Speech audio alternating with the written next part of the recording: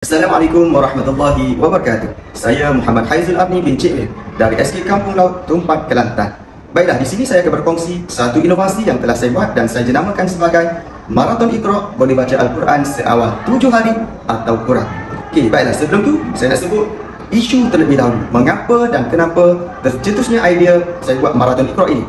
Pertamanya saya melihat masih lagi ramai anak-anak kita yang berada di tahun 4, 5, khususnya tahun 6 yang masih lagi berada di level Iqra, dan ini sangat-sangat merisaukan, khususnya murid tahun 6. Dan saya perhatikan murid-murid ini, kalau kita tidak bantu, murid tahun 6 khususnya, kita tidak buat sesuatu, mereka akan meninggalkan sekolah rendah, mereka akan masuk ke sekolah menengah dalam keadaan mereka belum mampu membaca Al-Quran secara kendiri, dan ini sangat-sangat merisaukan.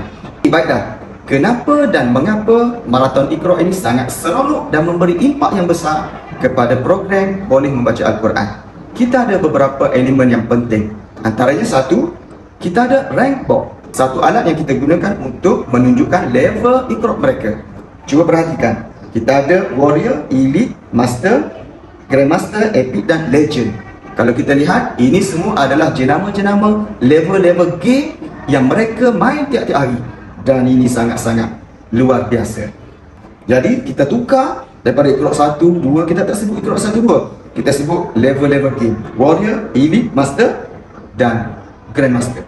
Elemen yang keenam ialah peserta kita belajar dengan menggunakan aplikasi Marathon Iqra, di mana mereka belajar secara kendiri. Contoh, kalau mereka tak tahu, mereka tekan saja akan keluar suara, ataupun mereka ingat tak ingat, fa'ala. Contoh dia baca apa ni, kataba.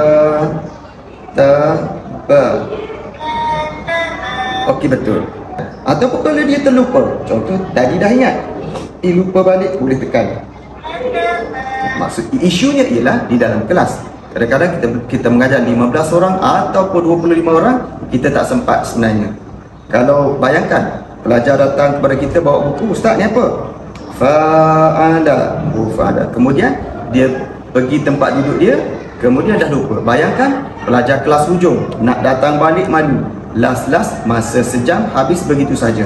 Tetapi dengan aplikasi ini mereka boleh tekan dan keluar suara, dan perkara inilah, benda inilah yang menjadikan mereka cepat boleh baca Al-Quran. Alhamdulillah, program ini sangat-sangat membantu dan telah memberi impak yang besar kepada pelajar-pelajar kita.